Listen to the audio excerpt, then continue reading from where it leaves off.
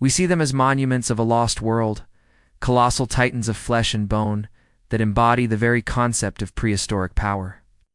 For over 150 million years, dinosaurs were the undisputed masters of our planet. They were the architects of ancient ecosystems, living mountains that shook the earth with their steps, and super predators that enforced a brutal, natural order. In our modern imagination, they are symbols of near invincibility. Creatures of such immense scale and strength that it took a cataclysm from the heavens to finally erase them from existence. We study their fossilized skeletons, and we see evidence of their might: the thick, weight-bearing leg bones of a sauropod, the bone-crushing jaws of a tyrannosaur, the defensive armor of an ankylosaur. But were they truly as invincible as their bones suggest? Or were these magnificent creatures, for all their power, subject to the same biological frailties that afflict all complex life? We know from their fossils that their lives were often brutal. We have found the bones of dinosaurs that bear the unmistakable scars of a violent existence, the healed fractures from a fall or a battle, the puncture wounds from a predator's teeth, the gouges from a rival's horns. These are the external insults, the wounds of a life lived on the front lines of a Mesozoic war. But what about the enemies within? Did dinosaurs suffer from the more mundane, yet no less lethal, ailments that plague the animal kingdom today? Did they feel the gnawing pain of arthritis in their old age? Did their wounds fester with unseen infections? And did they ever face the most terrifying and insidious of all biological betrayals: cancer? This question, did dinosaurs get cancer, plunges us into one of the most fascinating and challenging fields of paleontology, the science of paleopathology. This is the study of ancient disease and injury.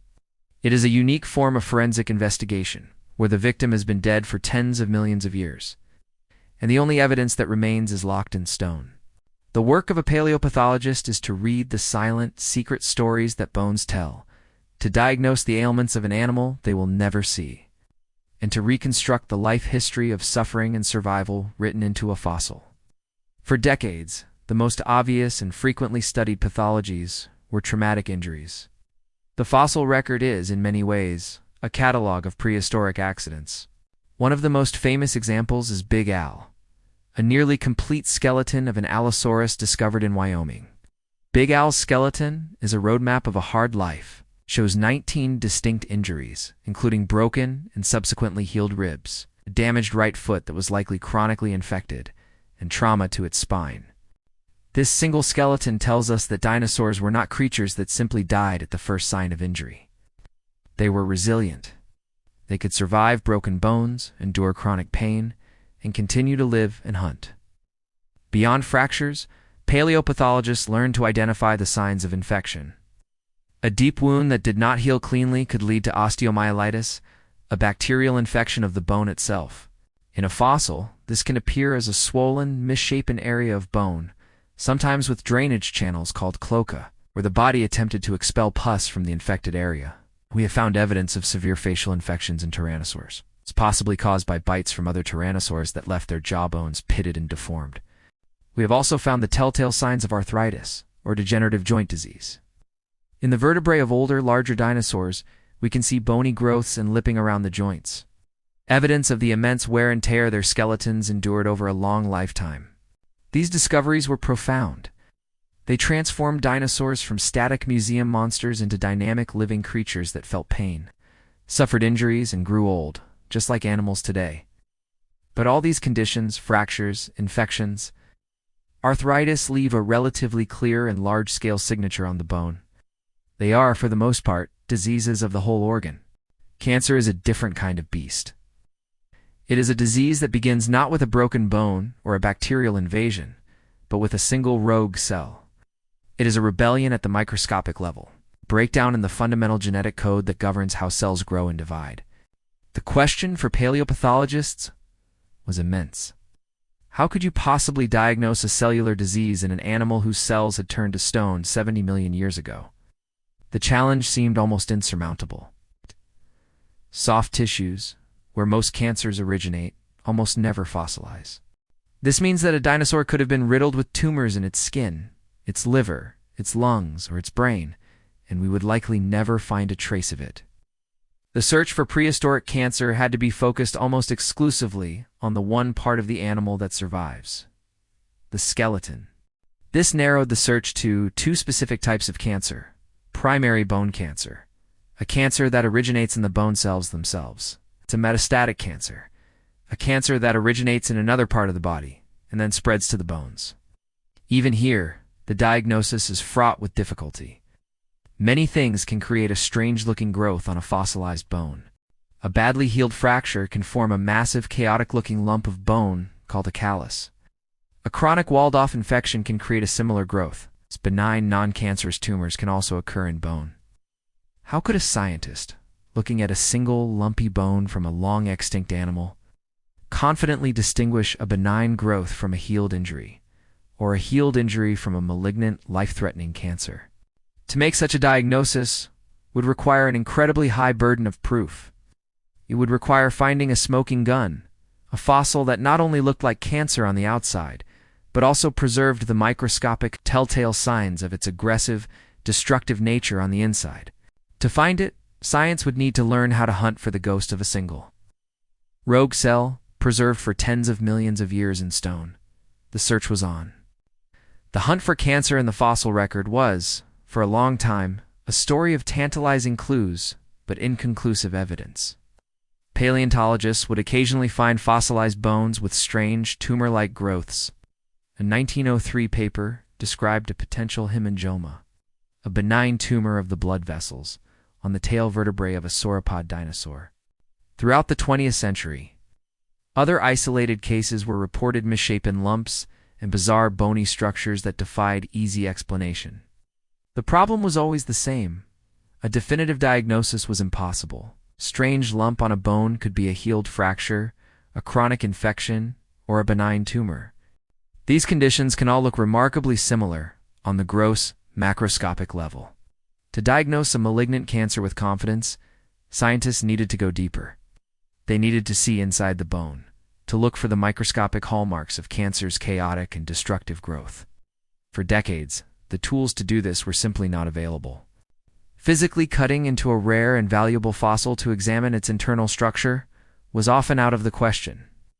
It was a destructive process that could damage the specimen beyond repair.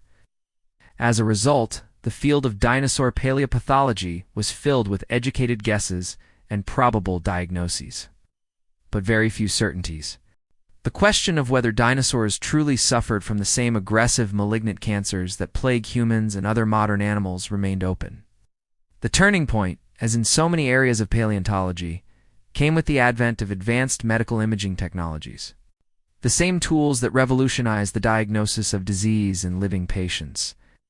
High-resolution CT, computed tomography, scanning and micro-CT scanning could be turned on the residents of the deep past. These technologies allowed scientists to peer inside a fossil without ever touching a scalpel or a saw. They could generate detailed three-dimensional digital models of the bone, revealing its internal architecture with microscopic precision. For the first time, paleopathologists could perform a virtual biopsy on an animal that had been dead for 77 million years. The breakthrough case came in 2020. A team of scientists, including paleontologists from the Royal Ontario Museum and medical experts from McMaster University, decided to re-examine a peculiar fossil that had been sitting in a museum collection for decades. The specimen was a fibula, or a lower leg bone, from a Centrosaurus apertus, a horned dinosaur related to Triceratops. It was discovered in Dinosaur Provincial Park in Alberta, Canada, in 1989. The bone was grotesquely malformed. The upper half was a huge, gnarled and swollen mass of bone, more than twice the normal diameter. The original diagnosis, made back in the 1980s, was that this was a massive, poorly healed fracture. It was logged into the museum's collection as a classic example of a traumatic injury. But the scientists in 2020 had a suspicion. To the trained eye of a medical pathologist, the sheer chaos and overgrowth of the bone didn't look quite like a healing fracture.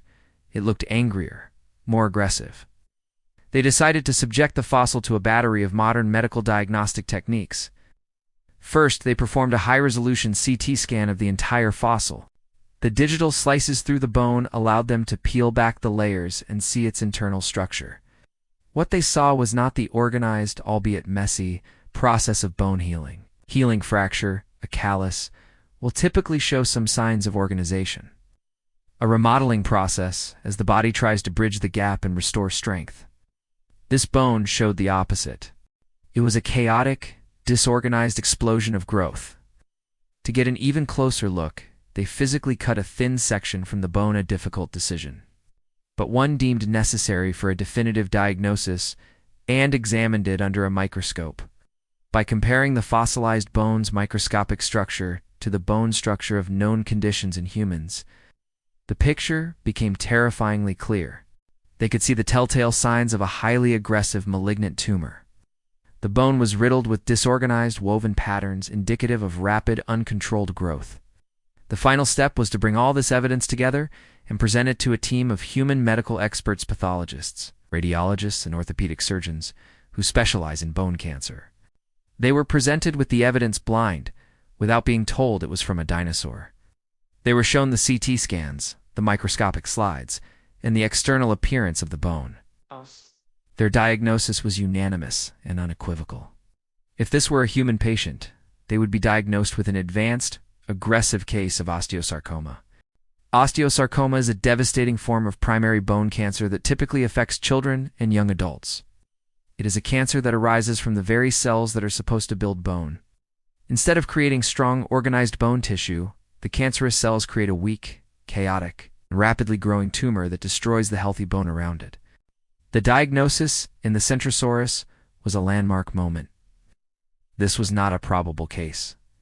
This was not an educated guess. This was the first ever confirmed, medically rigorous diagnosis of a malignant cancer in a dinosaur. The discovery was profound for several reasons. It proved beyond any doubt that dinosaurs did indeed get cancer. And not just any cancer, but a specific, aggressive form that is still with us today, 77 million years later. Ow. This tells us that cancer is not a modern disease. It is a deep, ancient feature of life, a fundamental risk that comes with being a complex, multicellular organism whose cells are constantly dividing. The diagnosis also allowed the scientists to reconstruct the life of this individual dinosaur. Osteosarcoma is an incredibly painful and debilitating disease. This Centrosaurus, with a massive growing tumor in its leg, would have been in chronic pain. It would have had a severe limp, making it slow and vulnerable. The cancer was at an advanced stage, and had it been a solitary animal, it would have been quickly picked off by a predator like a Daspeltosaurus. But the bone showed no signs of being bitten or scavenged. Furthermore, the fossil was discovered in a massive bone bed, deposit containing the remains of hundreds of other Centrosaurus that all died together in a flood. This context provides a poignant final chapter to the dinosaur's story.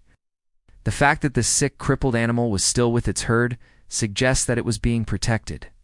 The herd may have provided a protective shield of healthy bodies, keeping predators at bay and allowing the sick individual to survive far longer than it would have on its own. The single cancerous bone gives us not only the first confirmed diagnosis of dinosaur cancer, but also a powerful glimpse into the potential for complex social behavior and even empathy in these long-extinct animals. The tyrant within the bone revealed the gentle giants that surrounded it. The confirmed diagnosis of osteosarcoma in the Centrosaurus was a watershed moment. It was the smoking gun that paleopathologists had been searching for, the unequivocal proof that malignant cancer was a part of the dinosaurian experience. But this groundbreaking discovery did not close the book on the subject. Instead, it opened up a floodgate of new questions and prompted scientists to look back at old fossils with new eyes. If this one-horned dinosaur had cancer, how common was it? Were certain types of dinosaurs more susceptible? And what other forms of this ancient malady could be found lurking in the stony silence of museum collections? The search for more evidence required a new, interdisciplinary approach, blending the skills of paleontologists with the diagnostic expertise of human and veterinary medical professionals. This collaborative effort soon bore fruit, leading to the identification of other potential pathologies that blurred the line between benign growths and more serious conditions. One such condition is Langerhans cell histiocytosis (LCH), a rare cancer-like disease that in humans typically affects children. It involves the overproduction of a specific type of immune cell called a histiocyte, which can form tumors, most commonly in the bones. The disease can range from a single, benign lesion to a life-threatening multi-systemic illness. In 2019, a team of researchers examined the fossilized tail vertebrae of a juvenile hadrosaur, a duck-billed dinosaur that had been excavated from the Dinosaur Park Formation in Alberta. The vertebrae contained two large, hollowed-out cavities that had been noted by paleontologists for years, but had defied a clear diagnosis. Using micro-CT scanning, the team was able to create an incredibly detailed, high-resolution 3D model of the lesions. They could virtually explore the intricate nooks and crannies of the cavities, examining their shape, their margins, and their effect on the surrounding bone. They then compared these digital models to the CT scans of human patients with a confirmed diagnosis of LCH. The similarities were uncanny. The shape of the lesions, with their distinctive beveled edges, was a classic diagnostic feature of LCH in humans. The researchers concluded with a high degree of confidence that this young hadrosaur was suffering from a severe, multifocal form of LCH. This discovery was significant because it expanded the known spectrum of cancer-like diseases in dinosaurs beyond just primary bone cancer. It showed that they were also susceptible to diseases of the immune system that manifested in their skeletons. This case also highlighted a critical aspect of paleopathology, the importance of context. The young hadrosaur would have been in considerable pain and likely had a weakened immune system. Like the Centrosaurus with osteosarcoma, it would have been an easy target for predators. Its survival, even for a short time, in an environment teeming with tyrannosaurs, suggests that it too was likely living within the protective embrace of a large herd. Beyond these specific headline-making diagnoses, the new lens of medical imaging has allowed scientists to identify a broader range of tumors and growths. Benign bone tumors, such as osteomas, have been identified. Evidence for hemangiomas, benign tumors of blood vessels that create distinctive patterns within the bone, has been strengthened. The more scientists look and the more advanced their tools become, the more evidence they find that the dinosaur skeleton was a landscape of pathological activity, a record of the many ways a body can go wrong. This raises a fascinating and counterintuitive question, known as Peto's paradox. The paradox, named after epidemiologist Richard Peto, observes that there is no correlation between a species' body size and its cancer risk. This is paradoxical because, on a cellular level, it shouldn't be true. A larger, longer-lived animal like a whale or an elephant has trillions more cells than a smaller animal, like a mouse. Over its long lifespan, these cells will undergo countless more divisions. Each cell division is an opportunity for a mutation to occur, a potential first step on the path to cancer. Therefore, logic would suggest that whales and elephants should be riddled with cancer, but they are not. Their cancer rates are surprisingly low, often lower than those of humans. This implies that these large animals have evolved incredibly robust, superior cancer suppression mechanisms. Dinosaurs, particularly the giant sauropods like Argentinosaurus, represent the most extreme test case for Peto's paradox in the history of life. An 80-ton sauropod would have had an astronomical number of cells compared to a human. It also had a very long lifespan, perhaps 60 to 80 years. The sheer number of cell divisions that occurred in its body over its lifetime is almost beyond comprehension. Based on simple probability, these giants should have been veritable cancer factories. The fact that the fossil record isn't littered with the cancerous skeletons of sauropods suggests two possibilities. The first is a preservation bias. Perhaps cancer was common. We simply haven't found the evidence yet, because so few sauropod skeletons are complete. The second, and more intriguing possibility, is that they were the ultimate masters of cancer suppression. In order to achieve their colossal size and long lifespans, they must have evolved genetic mechanisms to police their cells, to identify and destroy rogue, precancerous cells with an efficiency that modern animals, including humans, can only dream of. The genetic toolkit for this likely involved multiple redundant copies of key tumor suppressor genes. The famous TP53 gene, often called the guardian of the genome. Elephants, for example, have 20 copies of this gene, while humans have only one. It is highly probable that sauropods possessed a similar or even more advanced genetic arsenal against cancer. By studying the pathologies, or lack thereof, in these ancient giants. We are not just satisfying a paleontological curiosity. We are potentially uncovering the secrets of natural cancer resistance. Secrets that could one day inform the development of new cancer therapies for our own species. The bones of these long-dead giants may hold the key to fighting a disease that still haunts us today. The search for dinosaur cancer has become a search for dinosaur cures. The discovery of malignant cancer in dinosaurs has fundamentally reshaped our understanding of these ancient creatures. It has shattered the myth of their invincibility, revealing them to be subject to the same fundamental biological betrayals that afflict all complex life. The diagnosis of osteosarcoma in a centrosaurus and a cancer-like disease in a hadrosaur are not just paleontological footnotes. They are profound connections across an immense gulf of time. They tell us that the cellular rebellion we call cancer is a deep and ancient part of the story of life, a shadow that has walked alongside giants for hundreds of millions of years. But what does this knowledge truly mean for our perception of dinosaurs and our understanding of disease today? The implications are far-reaching, transforming how we reconstruct the lives and environments of these animals. Every skeleton in a museum collection must now be seen not just as a monument to a species, but as a potential medical file of an individual. A slight swelling on a rib, a strange porosity in a vertebra, a malformation in a limb bone, these features, which might have once been dismissed as taphonomic artifacts or simple injuries, now warrant a second look through the lens of modern oncology.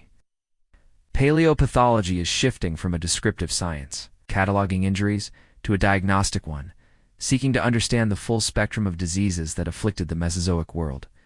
This new perspective forces us to consider the immense selective pressures that disease must have exerted on dinosaur populations.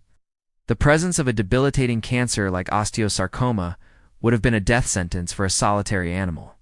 The fact that the afflicted centrosaurus survived to an advanced stage of the disease, is protected within its herd, gives us one of our most powerful pieces of evidence for complex social structures in these animals. It suggests a world where the fitness of the group was more important than the fitness of a single individual. A world where the herd provided a buffer against the cruelty of both predation and disease. Disease, therefore, becomes a key driver for the evolution of sociality. Furthermore, understanding the prevalence and types of cancers in dinosaurs can give us clues about their environment. In humans, we know that certain environmental factors, exposure to UV radiation, specific chemical carcinogens, viral infections can increase the risk of developing cancer. While it is nearly impossible to prove direct causation from the fossil record, we can speculate.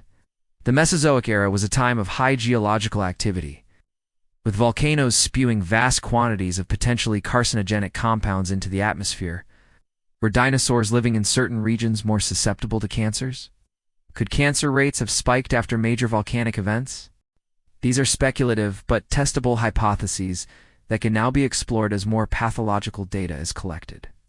Perhaps the most profound implication of dinosaur cancer, however, lies in what it can teach us about our own battle with the disease.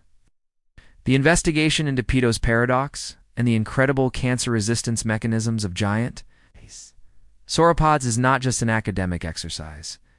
It is a frontier of biomedical research. By understanding the genetic architecture that allowed an teat animal to live for 80 years without being consumed by tumors, we can identify the specific genes and molecular pathways that nature has already selected for superior cancer suppression. This field, known as evolutionary medicine, looks to the natural world for solutions to human health problems. The genomes of elephants, whales, and hypothetically dinosaurs are libraries of successful evolutionary experiments in cancer prevention. By identifying these genes, the multiple copies of TP53 and other tumor suppressors, and understanding how they work, researchers hope to develop new therapeutic strategies for humans. These could include gene therapies that enhance our own natural cancer-fighting abilities, or drugs that mimic the action of these superpowered suppressor proteins. In a very real sense, secrets to defeating cancer may be locked away in the evolutionary playbook of the largest animals ever to walk the earth. The Argentinosaurus is not just a fossil, it is a potential roadmap to a future with less cancer. In conclusion, the question, did dinosaurs get cancer, can now be answered with a definitive, resounding yes, the evidence. painstakingly gathered and analyzed with the most advanced tools of modern medicine, is irrefutable. But this answer is far more than a simple piece of trivia. It is a bridge that connects our world to theirs in the most intimate and humbling way possible. It reminds us that for all their alien grandeur, dinosaurs were living, breathing animals, subject to the same fundamental laws of biology that govern us today. They suffered, they endured, and they adapted in the face of an enemy that arose from within their own cells. The study of their ancient diseases provides a powerful window into their social lives, their environment, and the incredible evolutionary pressures that shaped them. And most importantly, it offers a profound sense of perspective. The fight against cancer is not just a human struggle, it is a battle that has been waged by life on this planet for hundreds of millions of years. And in the fossilized bones of the ancient giants, we may yet find the wisdom and the weapons to help us in our own fight today. The story of dinosaur cancer is not just a story about death. It is a story about the resilience of life and the enduring hope for a cure.